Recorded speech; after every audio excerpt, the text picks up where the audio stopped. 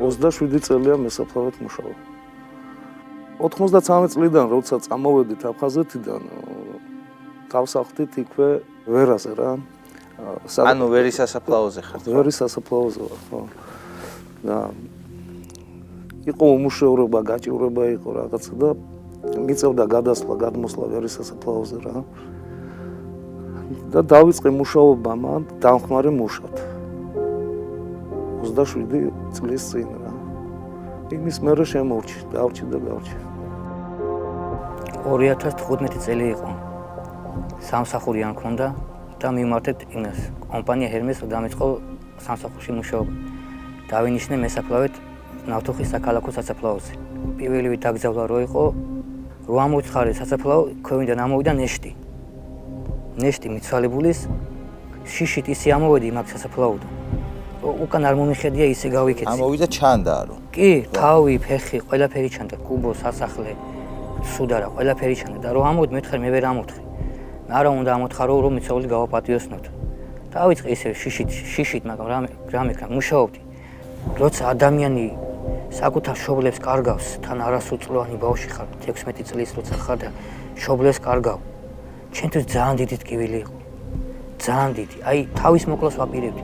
თვითონ არ მქონდა სხვა საშუალება, ვერსად ვერ ვიცხოვრებდი. სახლი არ მქონდა, კარი არ მქონდა. ეხლაც არ მაქვს არც სახლი, არც კარი. ბიძაჩემის სახლში ცხოვრობ, ბიძაჩემი მინახავს, ბიძაჩემი მაჭმევს, ყველაფერს ბიძაჩემი მიკეთებს. ერთი მომენტი ფიქრობ, თავი მომიკლა, საწასული იყო. მე ღმერთმა არ ვიცი და შემით ნელა ფეხზე წამოვდექი, ბიძაჩემი დამეხმარა ფეხზე წამოვდექი და დღემდე მუშაობ და ყოველთვის შოულობ და არავის არ ვაწუხებ.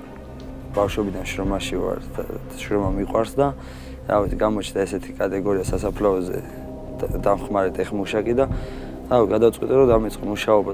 ბევრჯერ ყოფილა რომ ქორწილი გადამიღია და ქორწილიდან მივსულ ვარ მე სასაფლაოზე სამუშაოდ. ქორწილიდან პირდაპირ აღმოჩნდი სასაფლაოზე. კი, ჩემი ძმა მუშაობდა მანამდე ამ სისტემაში, ამ საქმიანობას ეწეოდა და სტუმრად ვიყავი მაგასთან და ბევრი საქმე ჰქონდა და მთხოვა რომ დახმარებოდი. ვიფიქრე რა მეთქი რამდენიმე თვეს ვიმუშავებ რა, მაგრამ როგორ არის რომ დავიწყე მუშაობა და მოდიოდნენ ადამიანები იქ რო უყურებდი აი ამათ გასაჭირს, ამათ წუხარებას, ამათ განცდას. ხო აი რაღაცა გულთან მიქონდა მოდიან რა არის მაგალითად შვენკვდარი დედები, რომლისთვისაც ეს ძალიან დიდი ტკივილი და ძალიან დიდი მწუხარებაა. ამ ქალბატონებისთვის, ამ დედებისთვის, ხო? ყველაზე მნიშვნელოვანი არის შვილის სასაფლაო და რაც კი რამე აბადიათ და აი რაც კი რამე გააჩნიათ, ეს არის შვილის სასაფლაო და იქ რო ხედავენ ბატონო ნოე, იქ რო ხედავენ რაღაცა ძალიან ეიმედები, მათთვის იმედი ხარ და აი ეს იმედით რო გიყურებენ და შენი იმედი რო აქვს და აი მათგან იღებ წმინდა და წრფელ სიტყვას და სიყვარულს, უკვე რაღაც ებმევი რამ იმაში, ამ სიტუაციაში. ავარიაში მომღები რა ოჯახთან ერთად ძალიან გამიჭირდა როგორ ყველანაირად რომ ესეთი ავარია მომივიდა რომ დღემდე ანუ სამამტყუპოში ბავშვი მყავს და რაღაცა და ბავშვს რა ჭირს? ჰიდროცეფალია შეძენილი ავარიის მერე რა ეგ ავამტყუპობა აქ და ვერ დადის ვერ ლაპარაკობს თავისით და აი ესეთ სიტუაციაში ექიმის ქვეშ უნდა იყოს ექიმების რას ამბობენ იმას აი ისე გურნალობა რაღაცა, მაგრამ მაინც და მაინც დიდი შედეგი არაფერი არ არის. და ამან გადამაწყვეტინა, რომ დამეწყო მუშაობა მესაფლავედ. 2013 წელი იყო, ოჯახებული ვიყავი და ჩემმა სიმაღლემა წამიყვანა კუკიის სასაფლაოზე. კოჩა, აი პირველი დღეები, ამ პირველი კვირები რამდენად რთული იყო ემოციურად? ძნელი იყო, მარტო არც ვთხრიდი, ჩემი სიმაღლე მეხმარებოდა ხოლმე და იქ რა ისიც მე შინოდა კიდევაც მარტო. ყოფილა ზევიდან დაგძოლაც იქ ნეშთი რო შეგხვდება, აი მიწას ხოთხრი რა და უცებ ფეხი რო ჩაგივარდება, გაფრთხილებული ყავდი რა. სიმამს ბიჭებს ესე მოგივა ისე. როში რო ფეხი ჩაგვარდება რა მიწა რო დახოლ უკვე სასახლემდე და ჩაგივარდება ფეხი უცებ შეგეშინდება რა თქმა უნდა. კარგად, ამდენს გაფრთხილებული უნდა იყო. ჩაგვარდნია? კი. და შეგშინები. აი რომ დახვალეთ 9 მეტრაზე რომ ამოთხრი, მე ხო გამოდის როცა ზევიდან იგრძალება რა, მეტრაათზე ვჭრით ხოლმე სტანდარტული ეგრეა. ოფილა შემთხვევა რომ 60 სანტიმეტრში ჩამოვარდნია ფეხი და 20 შევშინებია. საცოფლო ამოთხარი, გამოვიდა ბავშვის პამპერსები, ქუდი ბავშვის, თავის ქალა ბავშვის ესე ხელში მეკავა. ვერ ავნახე და ბავშვის თავის ქალა ესე მეკავა ხელში. შიშით ისე ტუბა იყო, ისე სატრიალებელი, მაგის ქვეშ თხრიდი. ისე ამოხდი იქიდან. შიშით ისე გავიქეცი, რომ აი არ მეგონა, რომ კიდევ ვიმუშავდი ამ სისტემაში, ისეთი შიში განიცადე, რომ ოჯახის წევრთან რომ მივედი სახლში, მე ბიძაჩეთა სახლში ცხოვრობ. და რომ მითხეს, რომ რა მოგივიდაო, მე ვთხარი აი ესე საცფლო რო გავჭერი, მე ვთხარი გამოვიდა ბავშვის ნეშტი, მე ვთხარი არასდროს წელს პატარა, იქნებოდა 1-2 წლამდე ბავშვი ამოვიდა ყველაფერი, აი ფეხები ამოვიღე ბავშვის, თითები, ეს ხელი. აი ნუხვები. იცი რა მითხარი? რანაირად მოხდა რომ ბავშვი იყო დაკრძალული და არ იცოდნენ? არა, არ იცოდნენ რომ ბავშვი იყო იქ დაკრძალული. და დღემდე არ იციან ვისი? არა, დღემდე არ იციან ვისი ბავშვია მან დაკრძალული. არავინ არ იცის რომ ვისია ეგ ბავშვი, ვის ეკუთვნის. აღიზრა ამაზე საქმე. ეგ არ ვიცი, დიდი წლები გავიდა უკვე მაგაზე. ისე ყვები, რომ ეხაც იგრძნობა შენი ნერვიულობა. როდესაც ამას იხსენ, დღემდე ნერვიულობ? კი, რა თქმა უნდა. და ისეთი მდგომარეობაა, რომ როცა უყურებ ჯერისუფლებას, როცა უყურებ დედას, რომ შვილს გძალავს, ან შვილი დედას გძალავს, ისეთი დრო ყოფილა, რომ დედა და შვილის დამიგზალია. ერთად. კი, ერთი დედა მომკვდარა და შვილი მომკვდარა და ერთი კვირის მერე დედა მომკვდარა. დამიგზალია. რას გრძნობ ხოლმე ასე დროს? იცი რა გრძნობ? აი არ ვიცი, რაღაცნაირი განცდა მაქვს. აი ამ უყურებთ, აი ხანდახან როცა ხალხი ტირის, ხალხი როცა გროდი, მე დგევარ მაგათ ერთად გვერდზე გავიხედები იქ და ტირი ვარ, განისდი, როცა აი ვიღაცა შობეს გძალავს, ან დედას გძალავს, ან ბავშვს გძალავს. ბევრი ესეთი შემთხვევა მომხდარა, რომ დავიმარხია ახალგაზრდა კაცი და დედას ვერ უკონტროლებია თავი და ჩავარდნილა ორმოში. ხო, რომ პირველი მე დამარხეთო და მე ჩემი შვილი ჩემზევიდან დამარხეთო. მე ჩავედი იმ ჩემ ამოთხილში და რამდენიმე ხალხი რომ ამაგვეყანა ქალი იქიდან, არ ამოდიოდა. ჯერ ახალგაზრდა გოგო იყო.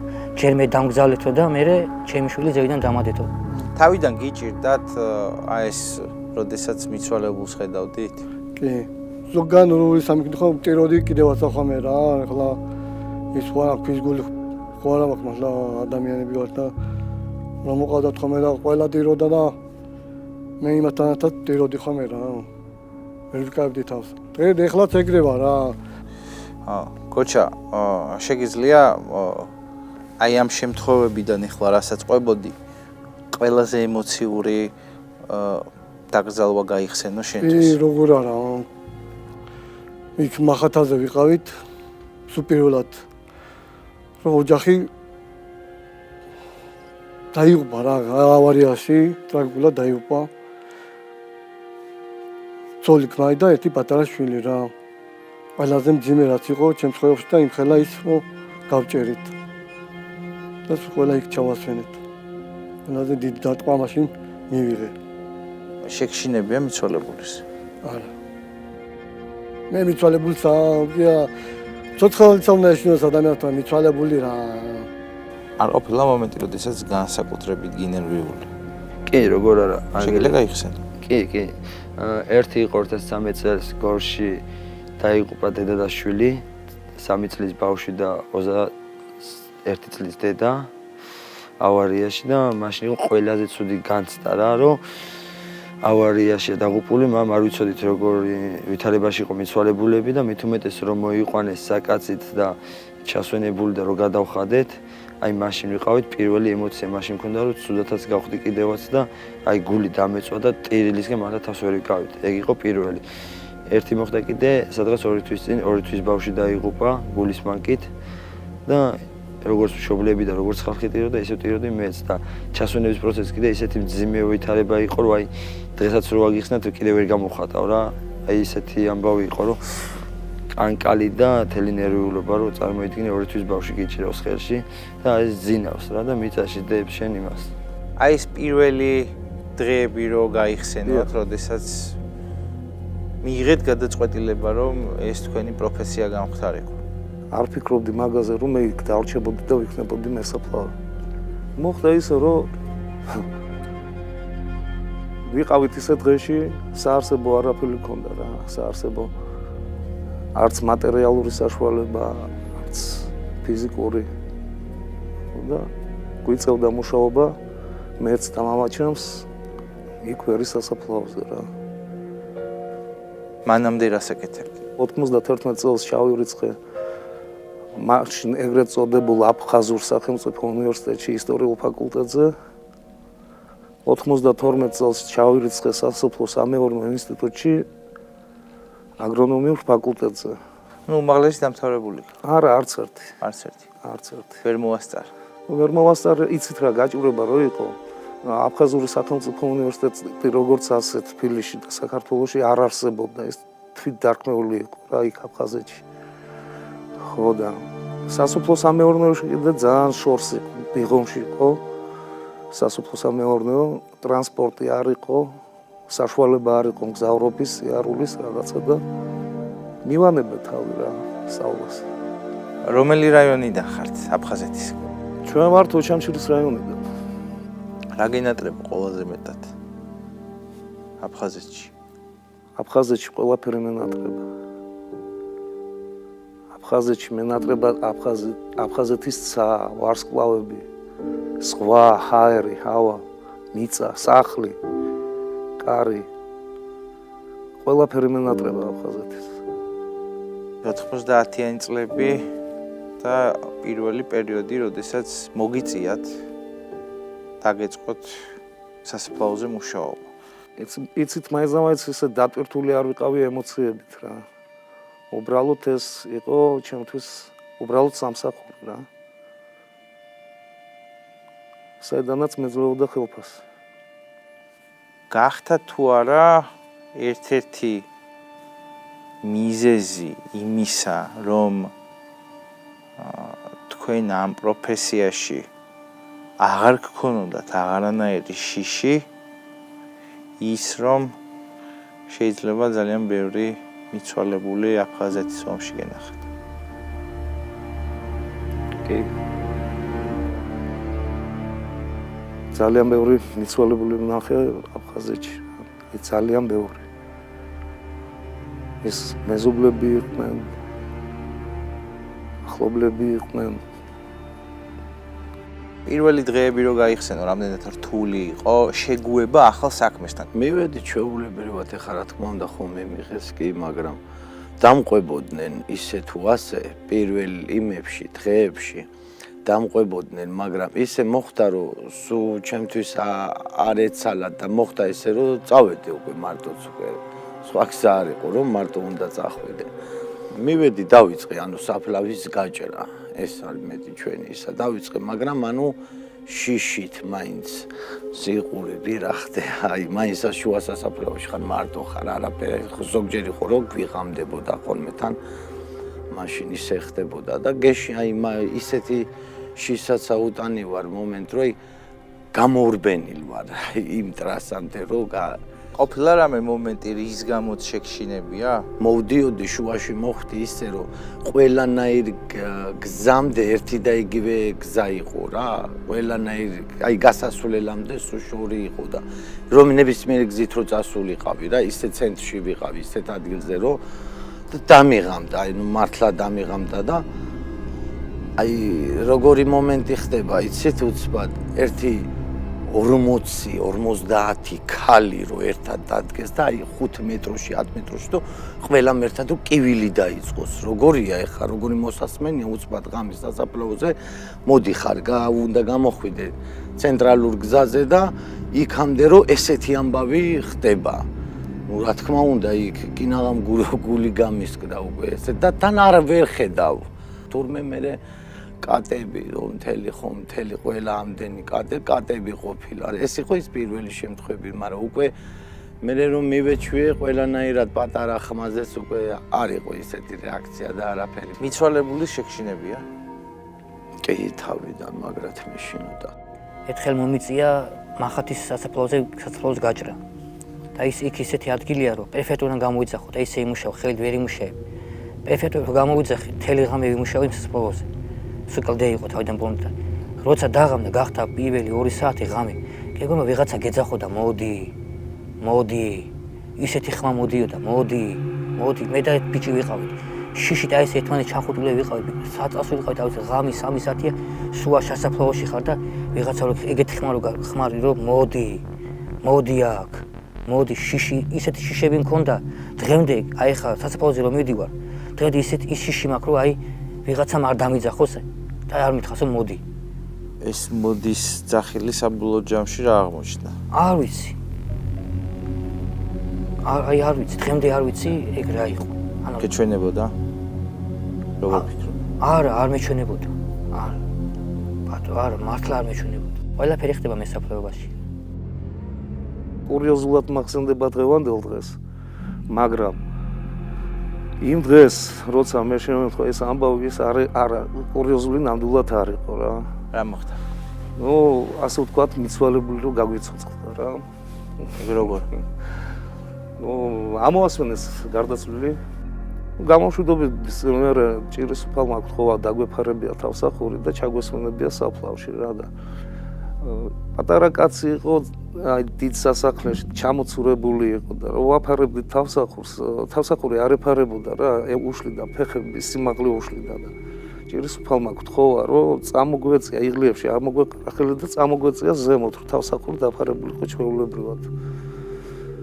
ამდენით გამოვყარეთ ჩვენ იღლიებში ხელები, წამოვწიეთ ეს მიცვალებული და ეს მიცვალებული რო გაიჭიმა, ამოიხროტინა რა, ამოიხროტინა ეს ფილტვებში დარჩენილი ჰაერი რაც იყო, ამოუშვა ეს ჰაერი და ეს იყო ძალიან ისეთი მომენტი იყო, რომ ყველამ და ჭირის უფალმაც კი იფიქრა, რომ მიცვალებული გააცოცხლდაო რა.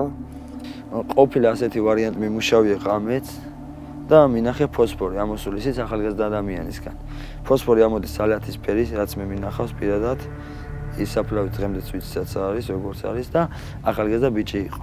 23 წლის ბიჭი იყო, დაიღუპა ფილტვებით რა. და იმის საფლავზე ვიყავით მის 320 აკრით და ზუსტად ამოდიდა აი როგორც ჰაერი რა, აი წყალი როგორც ორთქლდება, ეგრე ამოდიოდა იქიდან ფოსფორი იმის, აი სალათისფერის. ყოფილა გორში მინახავს პირადად 1-4-5 წლის წინ, რომ ანუ აი რიტუალებს ეძახიან ხოლმე. კატები, ემოები და რაღაცეები. 15-16 წლის პატარა გოგობიჭები როგორ არიან ფორმაში, როგორც როკერები, ან ჩახატული, ასეთი რამეებით. აუ ბეჭი დამინახია, უბრალოდ იმ უკვე აღარ შევსწრობ იმ მომენტს, იმიტომ რომ თვითონაც იმალებიან კატები და ძაღლებიც ბევრი მინახავს ასე მოკლული. რას ლაპარაკი? ძალიან დიდი რაღაცა არ მინახია გორში, შევსწრებულობ ასეთ ვარიანტს. შეგვიძლია გავიხსენოთ შემთხვევა, როდესაც ყველაზე მეტად განიცადეთ დაკრძალვა და ადამიანი, ვისაც სასაფლავებდით. აი ჭირის უფლებს ვიცნობ თითქმის სულ ყველას ვერის სასაფლაოზე რა. იმდენად შინაურები არიან ჩემთვის, რომ მათი ტკივილი ეს ჩემი ტკივილია. ისინი რასაც ისინი განიცდიან, იმ ტკივილს განვიცდი მეც. ნებისმიერ დაკრძალვაზე იყო შემთხვევა, როცა ახალშობილი ბავშვი რაღაც თვეების ბავშვი დამიგძალია, ის ძალიან ტკივნეული ძალიან გართუნელი იყო ეს ყველაფერი რა. ტაქსიზმრებია? დასიზმრები ძალიან ხშირად მესიზმრებია რა. მართლა? აი მშობლები მყავს გარდაცვლილები, აი მშობლები მესიზმრებიან ხშირად და ის ხალხი, ვისაც ვიცნობდი და დაუგრძალე, ძალიან ხშირად მესიზმრებია რა. ასაკოვანი ქალი ამოდიოდა ხოლმე გორში რა, დაეღუპა შვილი 20 წლის გოგო და იმ ქალმა თქვა, რომ ჩემი შვილი ნახე სიზმარშიო კიდევ. იმის სიტყვას ვიტყვი, რომ წყალში ცურაობდაო. და მე რო ისაქნა ამოვიდა რა და ამოგვათხრენა და თურმე ნახდა წყალში ყოფილა. რას ლაპარაკი? კი, წყალში იყო ზუსტად ეგ ადგილიც ვიცი, ეგ ტერიტორიაც ვიცი. ხოჩა, შეგიძლია გაიხსენო შემთხვევა, სადაც ყველაზე მეტად განიცადე და ინერვიული. ორი შემთხვევა მახსოვს, ერთი იყო გოგიაზე, ერთი მოხატგვერდში 3 წლის ბავშვი იყო. მე ვერ მივედი. რომს გამაგდო სამსახურიდან ვერ დაუგზავნო მეთქი რა. ძალიან ცუდად გავხდი მაგ დღეს. ბავშვი რო დაუგზალე, ეგ იყო რაღაცა სასწაული რა, რა ვიცი. ძალიან ისეთი ის იყო, რომ ჯერ თავიდან რომ მოვიდა რაღაცა, ხა ხო არ ვიცოდით რა ხდებოდა და ბავშვია და ანუ შენ უნდა გაყვეო, მე მეუბნები, ანუ ჩემი ის იყო და მეთქი ვერა რა, რომელიმე ერთ-ერთმა მეთქია და წადით არ ვიყავი ესეთ რაღაცაზე ადრეს ხო რა თქმა უნდა ბიჭო და მით უმეტეს მე ბავშვი თან რო გიწევს ცოტა სხვანაირი რთულია, ანუ არც მეგონა რომ ეგეთიც იქნებოდა, მაგრამ მაინც მე მომიწია ყველა ვარიანტში. წავედით და იმის გახსენება ის არის, რომ ანუ რაღაცა ენით აუხწერელი რაღაცა იყო იქ, ისე ვინერვიულე, რომ იყო ასეთი შემთხვევა ბატონო ნოე, რომ დავკრძალეთ მამაკაცი. შვილი რო ამოდიოდა მამის სასაფლაოზე, ბიჭებს რო ხედავდა, ყოველთვის იყო დადებითად განწყობილი, ყოველთვის მოდიოდა ჩვენთან, მეგობრობდა, ნუ რაღაც ვერჩი გვედგარა, უნდოდა რომ პატივისცემა გამოეხატა, უნდოდა რომ რაღაცა ჩვენთვის კარგი განწყობა შეექმნა. ხო და ერთხელაც მოვიდნენ ახალგაზრდა ბიჭები, რომ ადგილი გვინდაო, რომ მიცვალებული ყავს, რომ მიცვალებული დაკრძალოთო. მიგვიყვანა ამ პიროვნების მამის სასაფლაოსთან.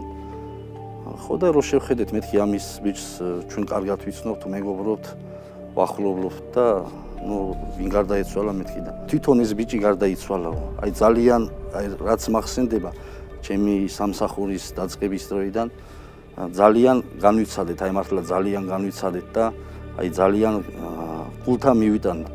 ყველა მივედით მაგის დაკრძალვაზე, რომ პატივი მიგვეგო და აი სიმართლე რო გითხრა, აი ძალიან გულწრფელი მინდა ვიყო და ძალიან გულწრფელად ვსაუბრობ. როგორც ჭირისუფლები განიცდიდნენ, როგორც ჭირისუფლები ტიროდნენ, ჩვენს აი ესე განვიცადეთ და ესე ვტიროდით. დასაფლავების წინა დღეს იცი თუ არა წინასწარ ვისთვის ითხრება ორმო? კი, რა თქმა უნდა, მეტწილად ვიცით კი.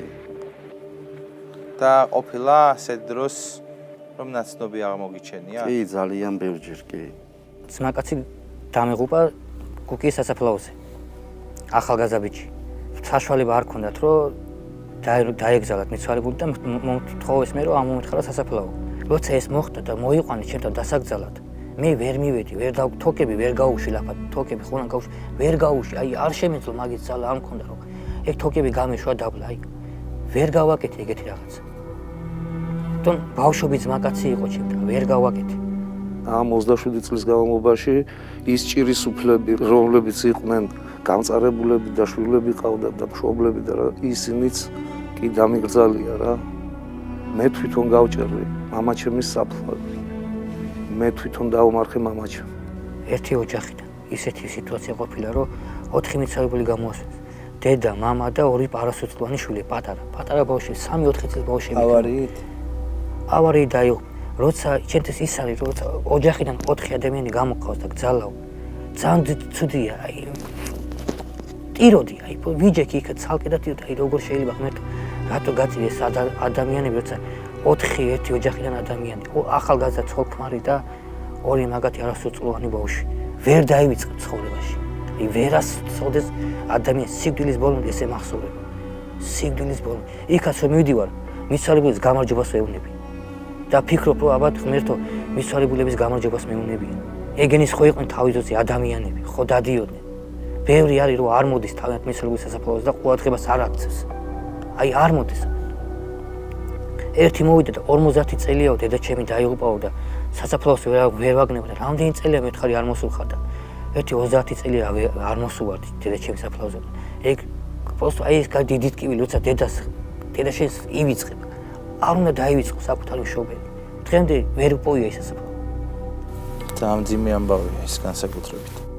ალბათ ყოფილხარ მონაწილე ექსგუმაციის გადასვენების. აი ამ მომენტში როგორი შეგრძნება არის და რამდენად მყარი ნერვები უნდა ჰქონდეს ეს საქმე რო გააკეთო. გააჩნია რამდენი წლის გარდაცვლილი არის რა. რაც უფრო დიდხანს არის დაკრძალული, მით უფრო ადვილი არის მისი ამოსვენება რა. და რამდენად მყარი ფსიქიკა უნდა ჰქონდეს ეს რო განახორციელო. თუ არ არის ფსიქიკა დალაგებული, თუ არ აქვს ადამიანს, მაგის გამკეთებელი მაგი ვერ იქნება ვერასდროს. მაგალითად მამაჩემი მაგალითად ვერ აკეთებდა ექსჰუმაციას. ბევრი მესაფლავები ძველი ვიცი, ვინც ვერ აკეთებდა. მაგალითად ექსჰუმაციაზე ვიყავით წასულები, რაიონიდან უნდა გადმოგვესვენებია რა და 15 წლის დაკრძალული იყო რა ის გარდაცვლილი. რო ამოიჭრა ორმო ამოსასვენებლად მესაფლავე რო ჩავიდა იმ ორმოში საფლავში.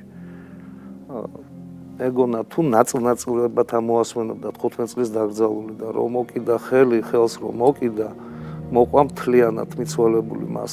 ანუ უხრწნელი იყო აი 15 წლის განმავლობაში რა. გუშინდელი ჩასვენებული ვით იყო რა. ასლაპარაკო. რთული ის არის რომ ეს ყველაფერი გიწევს უნდა მიხვიდე და შენი ხელით უნდა გადაასვენო ეს ძალკე ყუთია, ისეთი სპეციალური ყუთი მოდის და ყველაფერი დეზინფექცია ისინი რაღაც ხსნარები, ყველანაირი რაღაცა გაქვს, მაგრამ შენ ზიხარ ამ სიღრმეში და შენ აკეთებ ამ ყველაფერს. რა უფრო მარტივია მორალურად? დასაფლავება თუ გადასვენება შენთვის? როცა ადამიანს გძალავ, სასახლით გძალავ, მაგრამ როცა ამოსვენებას აკეთებ, იქ ფიზიკურად ყველაფერს ეხები. ძლებსაც, თავსაც, ფეხებსაც, ყველაფერი ამოგაქვს. იქ სასახლე აღარ არსებობს. არ არსებობს. შეიძლება თუ იყო 2 წლის დაკრძალული, იქნება სასახლე ნორმალურად. თუ არის 10 წლის და 12 წლის, იქ უკვე არაფერი იქ აიღო ხელებით ყველაფერი. გალაქტიონის ლექსი გახსოვთ ალბათ მესაფლავეს. მესაფლავე შენ ამბობ რომ ქვეყანაზე ვინც კი კვდება იმ წუთში რომ მისი ჭრდილი ყველა ჩვენს განსავიწყდება. ეგრეა? არა რა თქმა უნდა. უმეტეს შემთხვევაში. არის დღევანდელ დღეს ალბათ უკეთესი ცხოვრებისთვის ხალხი ემიგრაციაშია და შეიძლება ვერ ახერხებს სასაფლაოზე გასვლას. შეიძლება მთელი ოჯახის წევრები წასულები არიან და არის ბევრჯერ ბატონონოე სოციალური ქსელის მეშვეობით ბევრჯერ არის ხოლმე რა ხო და მეგობრებული ყავს და იქიდან დაურეკიათ და აი ტირილი თუ თქვიათ რომ შვილის სასაფლაო მენატრება ანუ აი თვალი რო ჩამირთო ახვიდე სანთელი რო დაუნთო მანახო რა მდგომარეობაშია. იმის იქით უკვე ყველას ავიწყდება, ყველაფერი დრო გადის, რომ ერთი კვირა და 10 დღე რომ მოდის ადამიანი თავის მიცვალებულთან, სხვანაირად მოდის. გადის უკვე თვეები, წლები და სხვანაირად მოდის, მე სხვანაირი მხიარული. უკვე მივიწყებულია უბრალოდ მაინც უნდა ამოვიდეს. ქონია შემთხვევა, როდესაც გაგკვირვებია ჭირის უფლების აქციელი, ადამიანების აქციელი მიცვალებულთა მიმართებაში. როგორ არა? მაგალითად? როგორ არა მიცვალებული მომიყვანეს და დამიტოვეს და წავინე. თამეთ მიცვალებულს პატივი არ აქვს და ჩამასვენებინა იმაში რომ მიწა მიმეყარა. ვინ არის მესაფლავე? აი როგორი პროფესიაა? მაგარი მძიმე სამსახური ფსიქოლოგიურადაც. მე ეს სიამოვნებს რომ აი ბოლო გზაზე ასილებ მიცვალებულს რო იტყვიან და ბევრჯერ ყოფილა შემთხვევა რომ დაულოცი ადამიანს ისე გულიანად რომ ერთი ის არის საწყენი რომ უმეტესი რა საზოგადოება თავიანთ მიცვალებულს რომ მოასვენებენ ხოლმე ესე ვთქვათ ბოლომდე არ ჩერდებიან ხოლმე დიდხანს რა ერთხელ მომივიდა ისეთი მაგარი წვიმა იყო მოასვენეს სასახლე ცელოფანში იყო და პარკში იყო შეხეული რა კუკიაზე იყო 2017 იქნებოდა ალბათ ეგრე და ჭირის უფალი მეუბნება ბოდიშიო რა ამინდის გამო უნდა წავიდეთო რა და ჩამასვენებინე მაინც მეთქი და ისე წადით ხონა წავიდა რა მოკლედ რა და ამიტომ ეს მიცვალებული მასინა დაურეკე მე ჩემს იმას და ბიჭები ამავდნენ ჩავასვენეთ მიცვალებული ჩასვენებული არა ყავს საფლავში მოიხედებით და ჭირის უფალი უკვე აღარ არის რა ჯაბა როგორ ფიქრობ ვინ არის მესაფლავე? პირველ რიგში იმას ვიტყვი რომ ადამიანია და ძალიან ბევრის გადატანაც უხდება ხოლმე რა მესაფლავეს ძალიან ბევრის და შეიძლება ზოგი ფიქრობდეს რომ აი ზევიდან იყურებოდეს მაგრამ ეგრე არ არის რა ანუ ბევრჯერ მოსულა ჭირის უფალი და ისეთი სიტუაციაა რომ ანუ შეიძლება ვერ გძალავ შეიძლება რაღაცა და ყველანაირად ვცდილობთ ჩვენ რომ მესაფლავეები რომ მაგას პრობლემა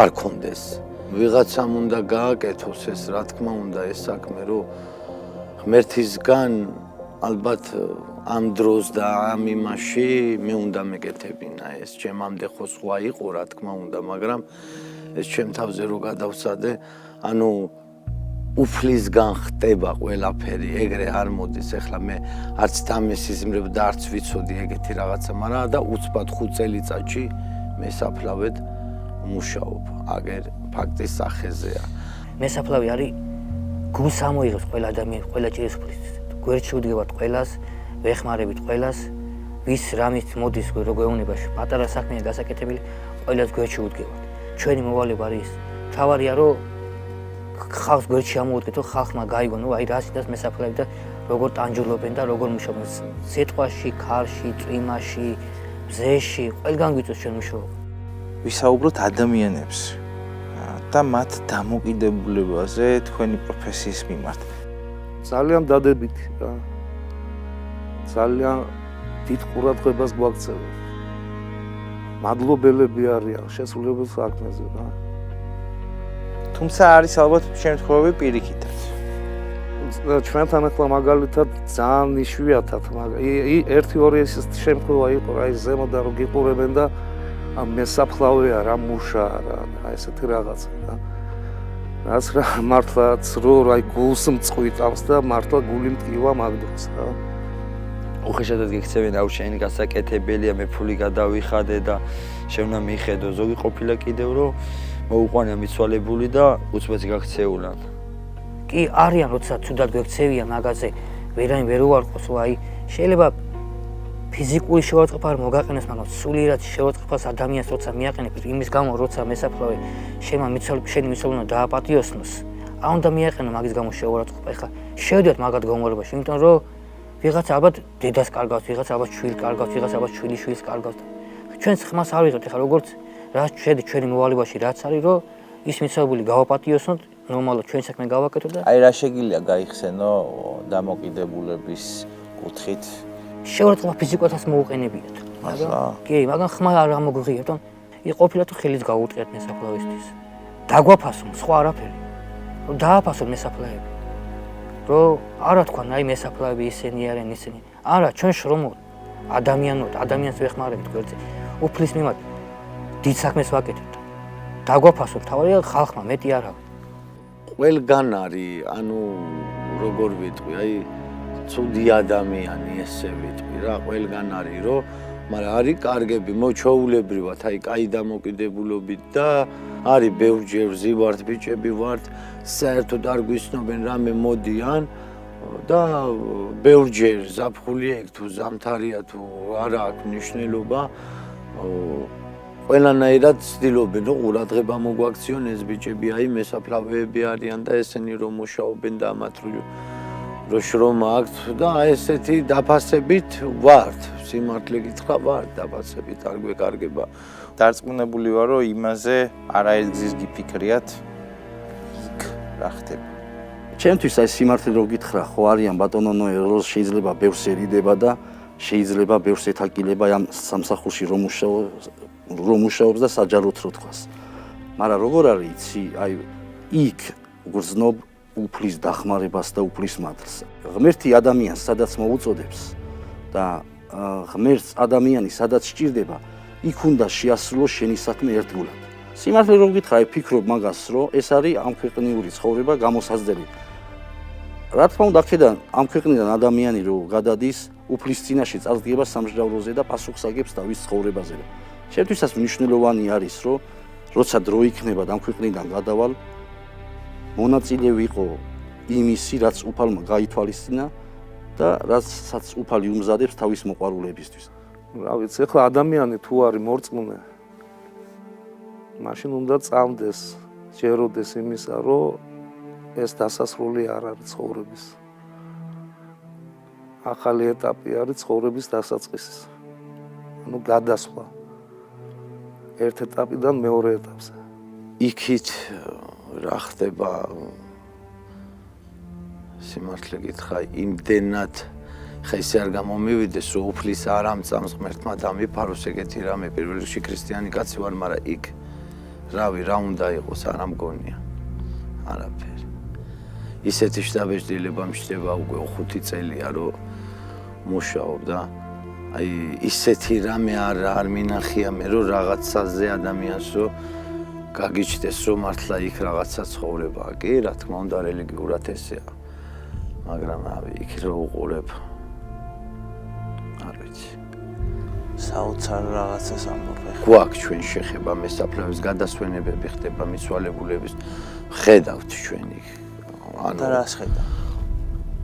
ზუსტად სწორედ მაგაში მაქვს ლაპარაკი რომ იქ ისეთი არაფერია რომ რამე ვიფიქრო ჩვენ შანსი რომ ანუ იქ მეორე ქვეყანაში ვერანაირი ანუ რისი თქმა მინდა ამითი რომ რატო ჯაბა არაფერი არ რჩება სული ხორცს ხო ცილდება კი სული ცილდება მაგრამ იმის თქმა მინდა დაგძალავ და მორჩა მე შეიძლება დიდი ხნითაც აღარც ამოაკითხონ იმდენი ისეთი სიტუაცია ეგრე იმიტომ გონია რომ ზოგს უკვე პატრონის აღარ მოდის რა ამბობენ რომ კი სხეული რჩებაო აქაო სამუდამოდ სული მიდის ზევითო მაგრამ აი იქ რას აკეთებენ აი არ ვიცი დღემდე როგორ ფიქრობ შეიძლება რომ სული დაინახო კი რეალურ ამბავს გეუბნები კი მინახია ერთხელ ნავთობის საქართველოს პაუზეთ ხრიდი რომელი საათი იქნებოდა 5-6 ნახევარი იყო სასაფლაოს ავთხრიდი და რაღაცა ჩამიარა ეგრევე აი რაღაცა მე გეგონება აი იქით აქეთ გავიყურე არაფერი არ იყო აი რაღაცა მე ჩამიარა ეგრევე ისე შემეშინდა დედა აი ყველას გეცები მართლა იყო რა ეგეთი ამბავი რომ აი მართლა სულმა გამიარა გვერდზე რა ზოგადად მაგაზე ბევრჯერ დაფიქრებული ვარ თან თუმეტეს მარტო კინო განსაკუთრებულად დაწოლის დროს და დაძინების დროს წარმოიდგინე დღეს უყურებ ნახევარ საათიც არის იქ მოყვანილი უყურებ და ნახევარ საათში ცხოვრება აღარ არის და ეგაა ჩვენი ცხოვრება წუთი სოფელია რომ იტყვიან და სანამ ცოცხლები ვართ რა ვიცი კეთე უნდა თესოთ რას ისურვებდი პირველ რიგში ჩემი სურვილი დღესდღეობით რის გამოც მოხდი მესაფლავედ და რის გამოც დავიწყე ეს მუშაობა ანუ ჩემი შვილის გამოჯამთელება ამას ვისურვებდი პირველი რომ ნატალი ვნახო ფეხზე დამდგარი და რა ხნისა მეხუთე წელში მიდის ბავშვი 5 წლის რა აი ამას ვისურვებდი შენდობას თხოვდი ყველა იმ ჭირისუფალს ვისაც მოვემსახურე მე არასასიამოვნო მომენტია მე თვითონ ძალიან კარგად ვიცი ჩემებს ნათესავებს რომ გზავნდნენ მესაფლავებს უყურებდი რაღაცა ტრულად ვიყავი განწყობილი მარტო ის ადამიანები ვინც მე მიყვარდა იმათ რომ მიწას აყრიდნენ გამიგდა ის ხმაც დღემდე ჩემ ყურში არის ხმა იმ მიწის მიყრის ხმა რასაც აყრიდნენ რა ვიცი ყველა ჭირისუფლისთვის ალბათ ეგრე არ არის მაგრამ მე ყველას შენდობას თხოვს ყველას იმისთვის რაც მომიწია რა მუშაობაც მომიწია მათ ახლობლების დაკრძალვასთან დაკავშირებით არსებობს პროფესიები რომლის გარეშე ჩვენი კაცობრიობა ვერ იარსებებდა სწორედ ასეთია მესაფლავის პროფესია რომელსაც თითქოს ჩვენ ადამიანები დანარჩენი სამყარო დანარჩენი პროფესიის ადამიანები თითქოს არ ვამჩნევთ და თითქოს ვერ ვხედავთ იმ უდიდეს ემოციურ ურთულეს შრომას რომელსაც ეს ადამიანები ეწევიან ვფიქრობ რომ დღევანდელი ჩვენი ეთერი ძალიან ბევრ ადამიანს ჩააფიქრებს იმედია დიდი მადლობა ასეთი გულწრფელობისთვის და მე მგონია რომ ამ პროფესიის მესაფლავეების პროფესიის ადამიანებისთვის ოდნავ მაინც შევეცადე სასარგებლო საქმე გამეწია ყველა ჩემ რესპონდენტს ძალიან დიდი მადლობა ამ გადაცემაში მონაწილეობისთვის გადაცემის პარტნიორია ლისი ტოპოგრაფი ახალი ჯანსაღი საცხოვრებელი გარემო ყველაზე ახლოს ტბასთან